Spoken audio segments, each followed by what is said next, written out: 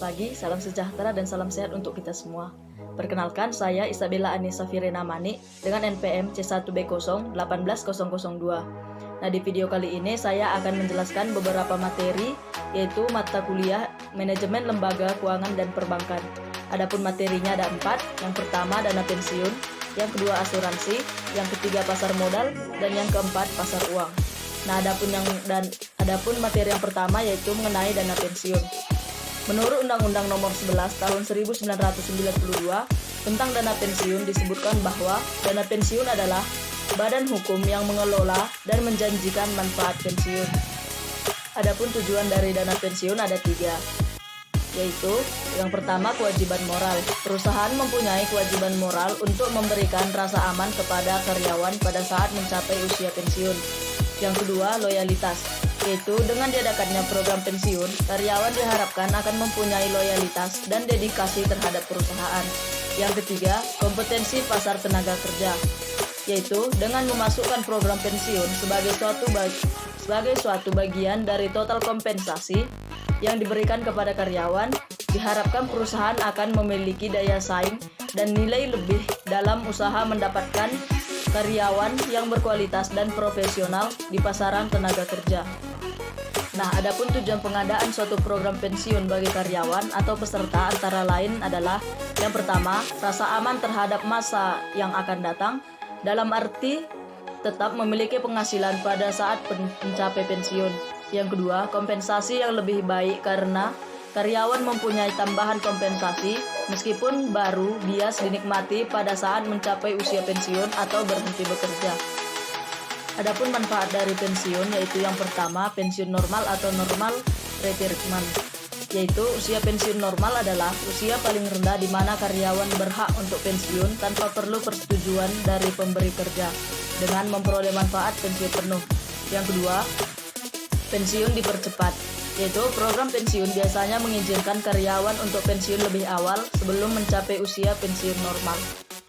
Yang ketiga, pensiun ditunda, yaitu banyak orang beranggapan bahwa secara sosial ekonomi tidak tepat memaksa seorang karyawan yang pensiun hanya karena ia telah mencapai usia kronologis tertentu. Yang keempat, pensiun cacat.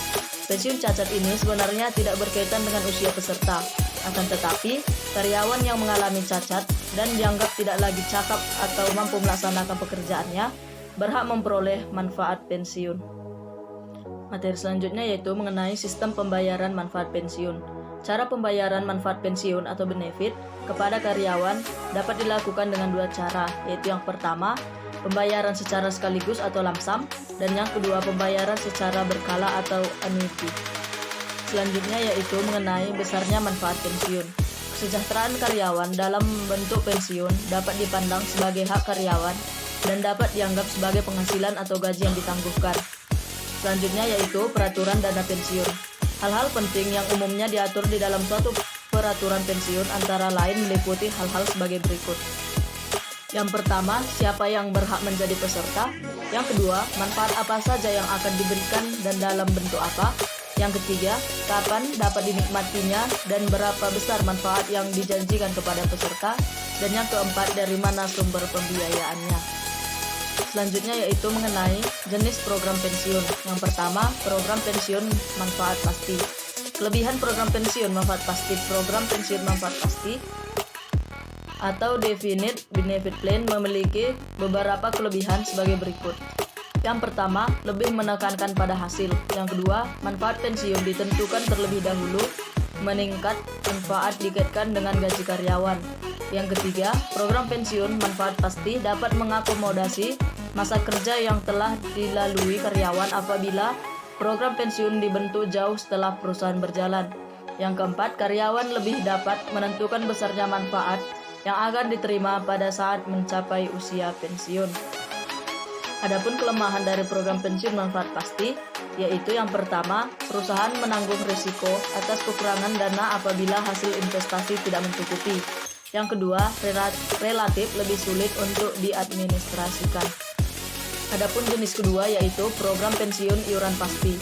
Kelebihan dari program pensiun iuran pasti yaitu yang pertama, pendanaan atau biaya atau iuran dari perusahaan lebih dapat diperhitungkan atau diperkirakan. Yang kedua, karyawan dapat memperhitungkan besarnya iuran yang dilakukan setiap tahunnya. Yang ketiga, lebih mudah untuk diadministrasikan. Adapun kelemahan program pensiun iuran pasti, yaitu yang pertama, penghasilan pada saat mencapai usia pensiun lebih sulit untuk diperkirakan. Yang kedua, karyawan menanggung resiko atas ketidakpastian masa kerja yang telah dilalui karyawan. Baik, sekian pembahasan mengenai dana pensiun. Jika ada kesalahan kata, saya minta maaf. Ikuti video saya selanjutnya, yaitu mengenai materi asuransi. Terima kasih.